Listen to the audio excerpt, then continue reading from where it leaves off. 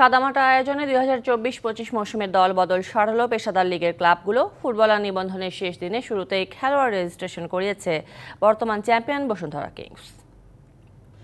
2024-25 মৌসুমের দল বদলের শেষ দিন। আগের মতো নেই হাতিঘোড়া, নেই ঢাকঢোল।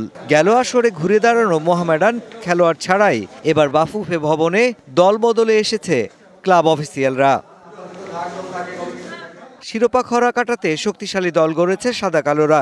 পুরনো সব ফুটবলারকে ধরে রেখেছে গত আসরের রানার আপরা। সোলাইমান দিয়াবাতে, ইমানুয়েল সানডেদের সঙ্গে দলটির ফরেন কালেকশনে ডিফেন্স ও মিডফিল্ডে যুক্ত হচ্ছে আরও 2 বিদেশি। 15 ইয়ার্স কোনো ভালো রেজাল্ট নাই। আমরা 4 বছর ধরে একটা ভালো পজিশন নিয়ে আসছি। আমরা বলতেই না আমরা চ্যাম্পিয়ন হব। ডে বাই ডে আমাদের ইমপ্রুভ হচ্ছে।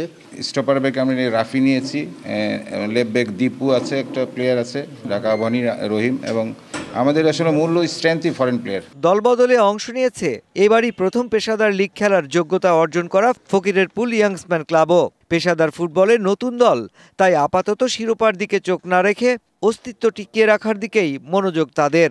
বিদেশি আছে 4 জন এবং কোচও আমরা বিদেশি নিছে এবং দেশি প্লেয়ারও আছে মাঝারি মানের। আমাদের গত বিসিএল টুর্নামেন্টে খেলেছি, সেখানে আমরা 10টা বাইন্ডিংস সেই প্লেয়ার রেখেছি। শেষ দিনে দলবদল সেরেছে রহমতগঞ্জ। এ মৌসুমে দল না করা শেখ রাসেল ও শেখ জামাল থেকে খেলোয়াড় নিয়েছে তারা। লক্ষ্য নির্ধারণ করেছে বিপিএলে 3য় স্থানে থাকার। আমরা যে টিম করছি দেশি এবং বিদেশি মিলে, আমরা কিন্তু বিদেশি প্লেয়ারও আমরা 5 জন রাখছি টিমে।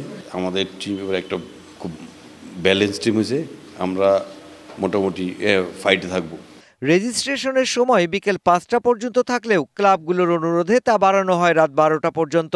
গেল আসর 12 দল নিয়ে হলেও রাজনৈতিক পট পরিবর্তনে পৃষ্ঠপোষক না পাওয়ায় এবার থাকছে না চট্টগ্রাম আবাহনী, শেখ রাসেল ক্রীড়াচক্র ও Sheikh Jamal Dhanmondi club. Mushfiqur Rahman, DBC news, Dhaka.